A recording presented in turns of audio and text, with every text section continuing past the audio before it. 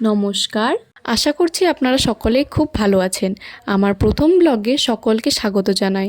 সবার প্রথমে জানাই শুভ বিজয়া দশমীর আন্তরিক প্রীতি ও শুভেচ্ছা। আশা করছি আপনাদের সকলের পুজো খুব ভালো কেটেছে। সকলে সুস্থ থাকুন, ভালো থাকুন। গত নবমীর দিন আমি আর রাজা সকাল সকাল বাইক নিয়ে বেরিয়ে পড়েছিলাম আলিপুর দুয়ারের উদ্দেশ্যে। যেহেতু এটা আমার বিয়ের প্রথম পুজো, তাই আমার খুব ইচ্ছে ছিল আলিপুর দুয়ারের পুজো দেখার। তাই ও বলল চলো ঘুরে আসি।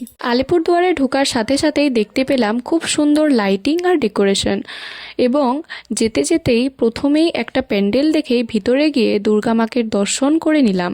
আর আমাকে কেমন লাগছে অবশ্যই জানিও। তো দেখো, ও বাইকটা বের করে নিল। এখন আমরা ওখান থেকে বেরিয়ে আরও একটা প্যান্ডেল দেখতে পেলাম। এই প্যান্ডেলটা খুবই সুন্দর করেছিল। প্যান্ডেলটার ভিতরে এত ভিড় ছিল যে হাঁটাই যাচ্ছিল না।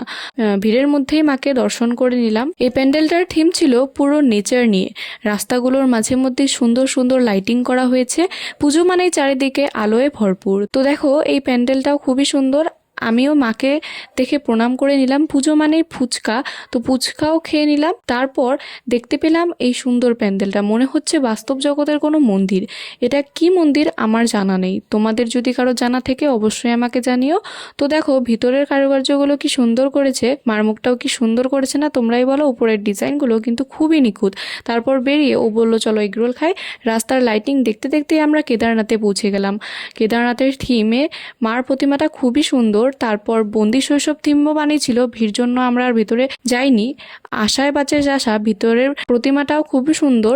তোমাদের যদি ভিডিওটা ভালো লেগে থাকে, লাইক করে একটা কমেন্ট করে অবশ্যই চ্যানেলটিকে সাবস্ক্রাইব করে দিও, যাতে পরবর্তী আপডেটস তোমাদের কাছে পৌঁছায়।